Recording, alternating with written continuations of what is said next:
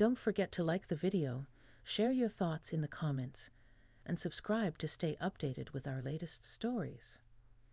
The late afternoon sun slanted through the kitchen window, painting long, warm stripes across the worn linoleum floor. It was that quiet time on a Sunday, the lull after lunch but before the evening starts to gather itself. My husband, George, was likely nodding off in his armchair in the living room, the newspaper crumpled loosely in his lap. Outside, the familiar suburban sounds drifted in, a lawnmower humming a few doors down, the distant laughter of children playing. It was peaceful, predictable.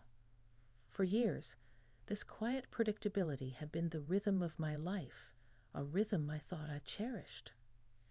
I stood at the sink, my hands submerged in warm, soapy water, washing the last of the lunch dishes. My granddaughter, Lily, sat at the big oak table, her brow furrowed in concentration as she meticulously colored a drawing. She's 12 now, perched right on that cusp between childhood wonder and the dawning complexities of adolescence. Her visits were bright spots, injections of youthful energy into the steady tempo of my days. Usually, our conversations were light, school projects, her latest obsession with a pop singer, the funny things the cat did. But that day, the quiet was broken by a question I never saw coming, a question that landed in the stillness like a stone dropped into a calm pond. "Grandma," she began, not looking up from her drawing, her voice soft but clear, "if you could do one thing differently in your life, just one big thing, what would it be?" I paused, my hands still in the water, the warmth suddenly less comforting. It wasn't the usual, "what's your favorite color?" kind of question. I dried my hands slowly on the dish towel, buying myself a moment. "Well, that's a big question, sweetie," I said, trying to keep my tone light. "Where did that come from?" She finally looked up, her eyes, so like her mother's, serious and searching. We were talking in class about choices and stuff, about how sometimes people wish they could go back. She shrugged, a small, almost apologetic gesture. "I just wondered." I pulled out a chair and sat down opposite her, the oak table solid between us. The sunlight caught the stray silver strands in her dark hair. One thing, just one. My mind, usually so orderly, felt like a suddenly opened closet, contents tumbling out in a jumble. Images flickered. Turning down that art scholarship to marry George right after high school, not taking that trip to Italy with my sister before she got sick, staying silent during that argument with my son years ago. Choices, big and small, lay scattered like pebbles on a beach. Which one felt like the stone that, if removed, might change the shoreline? It wasn't that my life was unhappy. George is a good man, steady and kind. My children are grown and reasonably content. We have a comfortable home, enough to get by. It was, by most measures, a successful life, a blessed life. But her question wasn't about success or blessings. It was about difference, about the paths not taken. I stalled, tracing the wood grain on the table with my finger. I suppose there are always little things, lilybug. Wishing I'd planted roses instead of hydrangeas, maybe. She gave me a look that said, "Seriously, Grandma." Her gaze was unnervingly direct. No, like a real thing, something important. The simplicity of her insistence cut through my practiced deflection. She wasn't asking for a polite, grandparently answer. She was genuinely curious, asking woman to woman almost. And suddenly, I felt the weight of all the unexamined corners of my 62 years pressing in. The easy, comfortable answer lodged in my throat. What was the real thing? The one I rarely let myself think about. It hovered just out of reach, shrouded in the mist of practicality and responsibility I'd wrapped myself in for decades. It involved paints, canvas, the smell of turpentine, and a life that looked vastly different from the one reflected in the polished surface of the oak table. I looked at Lily, truly looked at her, perhaps for the first time seeing not just my granddaughter, but a young person trying to navigate the bewildering map of life's possibilities. And she was asking me, her grandma, who supposedly had already charted her course, for some kind of landmark, some honest point of reference. Could I give her a glib answer? Pretend that every choice had been perfect, every path the only one I ever wanted? The silence stretched, filled only by the ticking of the grandfather clock in the hall and the distant drone of the neighbor's mower. It wasn't an uncomfortable silence, not really. It felt more like a thoughtful pause, a space opening up between us. "You know," I said finally, my voice quieter than before, I think I wish I hadn't been quite so scared." Lily tilted her head, her colored pencil resting on the paper. "Scared of what, Grandma?" That was the million-dollar question, wasn't it? Scared of failure? Scared of judgment? Scared of stepping outside the neat lines everyone expected me to color within? Scared of not being sensible, I admitted. "When I was younger than your mom, I was pretty good at painting. Really good, actually." I hadn't spoken these words aloud in years, maybe decades. They felt strange and rusty on my tongue. I even got offered a scholarship to a proper art school in the city. Lily's eyes widened. "Wow, like a real artist?" "Well, potentially." I chuckled softly. But it seemed frivolous, impractical. My parents were worried. George was waiting, and getting married, settling down, felt like the right thing to do. The sensible thing. I remembered the feel of the acceptance letter in my hands, the crisp paper holding a future I couldn't quite grasp, couldn't quite dare to claim.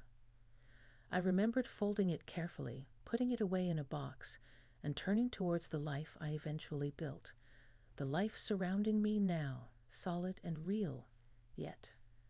"So you chose not to go?" she asked, her voice gentle. "I chose not to go," I confirmed, "and I poured all that energy into making a home, raising your mom and uncle, helping George with his business. I didn't regret my family, not for a second. My love for them was the bedrock of my existence." But her question wasn't about regret in that sense. It was about a different path, a different me that might have existed. "Did you ever paint again?" Lily asked, her drawing completely forgotten now. "Sometimes," I said evasively. "Christmas cards, school projects for your mom, things like that. Nothing serious." The serious painting stopped almost immediately after the wedding. The easel was folded and stored in the attic. The paints dried up, the canvases remained blank. It was a door I had closed firmly, convinced it was the only way to manage the responsibilities I'd taken on. But standing there, admitting it to Lily, felt like cracking that door open just a tiny bit, letting a sliver of old light fall into the room. The air seemed different, charged with a quiet intensity. Lily wasn't judging. She was just listening, her gaze open and accepting. And in her eyes, I didn't see disappointment or criticism, only a deep, uncomplicated interest. It made me feel strangely vulnerable, but also seen. Seen in a way I hadn't been, perhaps hadn't allowed myself to be, in a very long time. The sensible, practical grandmother facade felt thin, almost translucent. "So, the one thing you do differently," Lily clarified, her focus sharp, "is you would have gone to art school?" I hesitated. Was it that simple? Was it just about attending the school, or was it about embracing the person I was then, the one who yearned to create, to express something beyond the domestic sphere? "Yes," I said, the word feeling both heavy and liberating. "I think I would have gone.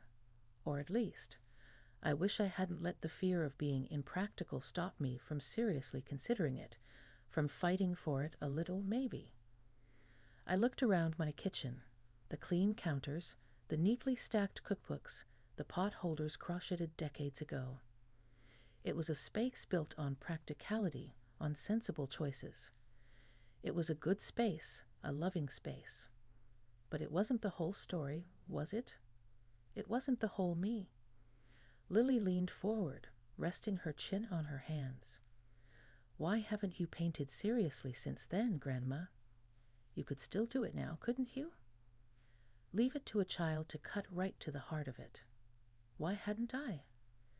The excuses lined up readily. No time, no space, too old, lost the touch, George wouldn't understand. What's the point now? They were well-worn shields I'd used for years, deflecting the occasional flicker of longing. But saying them out loud to Lily, under her steady, innocent gaze, made them sound flimsy, hollow. Well, I stammered slightly. Life gets busy. There's always something else that needs doing. Your grandpa, the house, gardening. Even as I said it, I knew it wasn't the full truth. The truth was, I was still scared. Scared of trying and failing. Scared of discovering I wasn't any good anymore. Scared of disrupting the comfortable equilibrium I had so carefully constructed. Scared, perhaps, of what George might think after all these years of me being the dependable, practical wife. We'd never really talked about that long-ago scholarship. I'd buried it, and he'd seemed content not to dig. Would bringing it up now feel like a criticism of the life we'd built together? Lily didn't push. She just watched me, letting me wrestle with my own explanations. The sunlight had shifted, now illuminating the dust motes dancing in the air between us. "But do you miss it?" she asked softly. The question hung there, simple, direct, and devastatingly potent. Did I miss it? Did the heart miss beating? Did the lungs miss air? It was a part of me I had amputated, convinced I could live without it. And I had lived. But maybe not as fully, not as vibrantly as I might have. "Yes," I whispered, the admission barely audible, yet it echoed in the quiet kitchen. "Yes, I do." A tear escaped, surprising me, tracing a path down my cheek. I quickly wiped it away, embarrassed. Lily reached across the table and placed her small hand over mine. Her touch was warm, grounding. "It's okay, Grandma," she said. Maybe you could start again. Just a little bit." Her suggestion, so earnest and hopeful, contrasted sharply with my decades of inertia. Start again? At 62? The idea seemed both ludicrous and strangely enticing. What would that even look like? Setting up an easel in the spare room? Buying new paints, the smell of linseed oil filling the house again? Facing a blank canvas after nearly 45 years? The prospect was terrifying. But for the first time, it also felt possible. Not easy, but possible. Her simple questions had chipped away at the foundations of my carefully constructed, sensible life, revealing a longing I thought I had successfully buried forever. The seed Lily planted that afternoon didn't sprout immediately. It lay dormant for a few days, nestled beneath the routine tasks and familiar comforts of my life. But it was there. I'd catch myself pausing while dusting the living room, my eyes lingering on a landscape print above the mantelpiece, analyzing the brushstrokes, the use of light. I'd be reading a novel and find myself visualizing the scenes in color and form, composing them in my mind's eye. The world seemed subtly different, sharper, more vivid. It was as if Lily's question had wiped a layer of dust off my own perception. One evening, a few days later, George was watching his usual history program, the flickering light of the television casting shadows on his face. I sat nearby, pretending to knit, but my thoughts were miles away, hovering around canvases and colors. On impulse, I said, "George, do you remember that art scholarship I got offered way back before we got married?" He looked over, surprised. He muted the TV. "Vaguely," he admitted. "The one to the city?" "Yeah, I remember something about it. You didn't seem too keen at the time, as I recall." Didn't seem too keen. Was that how I'd presented it? I suppose I had, wanting to appear certain, mature, ready for the serious business of marriage and homemaking. I hadn't wanted him, or anyone, to see the turmoil inside, the painful tearing between desire and duty. "I wasn't sure," I corrected gently. "It seemed daunting, impractical." He nodded slowly. "Well, things worked out all right, didn't they, Elle?" He reached over and patted my knee, his familiar, comforting gesture. "We've had a good life." "Yes," I agreed readily. "We have. A very good life." But the qualifier hung unspoken in the air. A good life, perhaps, but was it the only asterisk good life I could have had? Lily asked me the other day. I continued, forcing myself to push past the discomfort, what I'd do differently if I could go back. And I told her. I wish I hadn't been so afraid to pursue the art. George was silent for a moment, his gaze thoughtful. He wasn't an overly expressive man, but I knew him well enough to see he was processing this unexpected revelation. "Afraid," he repeated. "I never thought of you as afraid, Eleanor. You always seemed so capable, so sure of everything." His words struck me. Was that the image I had projected all these years? Capable, sure, and perhaps a little closed off? Had my fear masqueraded as competence? Maybe I was afraid of letting you down. I admitted, the thought surfacing with surprising clarity. Afraid of not being the wife, the mother, everyone expected. He frowned slightly. "I never expected you to give up something you loved, Elle." "Did you think I did?" His genuine confusion pricked at my long-held assumptions.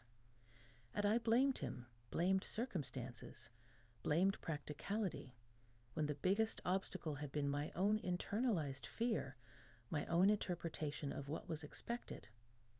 We talked for a while longer that evening, more openly than we had in years about those early days, about the choices we both made. It wasn't about regret or blame, but about understanding. It felt like clearing out a dusty attic room in our shared life, letting in some fresh air. The conversation didn't magically solve everything, but it cracked open another window. The next Saturday, driven by an impulse I didn't fully understand, I found myself climbing the rickety pull-down stairs to the attic. The air hung thick with the scent of old wood, dust, and forgotten things. Sunlight struggled through the single dirty dormer window. In the far corner, behind stacks of photo albums and boxes of old baby clothes, was the easel draped in an old sheet. Beside it, a wooden box. My heart pounded as I pulled off the sheet. The easel was dusty but intact. I opened the wooden box.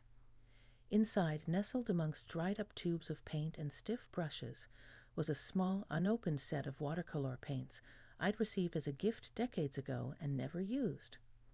There was also a pad of thick watercolor paper, still pristine.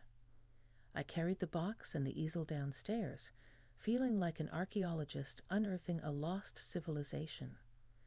I set the easel up in the spare bedroom, the one with the good morning light. It looked awkward at first, an alien object in the familiar space. I cleaned the brushes, ran water over the hardened paints, managing to salvage a few colors. I taped a sheet of paper to a board and placed it on the easel. And then I just stood there, staring at the blank white expanse. The fear was real, almost paralyzing. What if I couldn't even draw a straight line? What if the magic, the feeling, was completely gone? But Lily's voice echoed in my mind, Maybe you could start again, just a little bit, just a little bit. I picked up a brush, dipped it in water, then touched it to the vibrant blue. Slowly, tentatively, I touched the brush to the paper. A stroke of pure, brilliant color appeared, and in that small act, something shifted. It wasn't perfect, it wasn't a masterpiece, but it was a beginning. A quiet promise made to a younger version of myself, and to the granddaughter who had unknowingly given me the key to unlock a long-closed door. The perspective hadn't just changed, it was actively reshaping my present.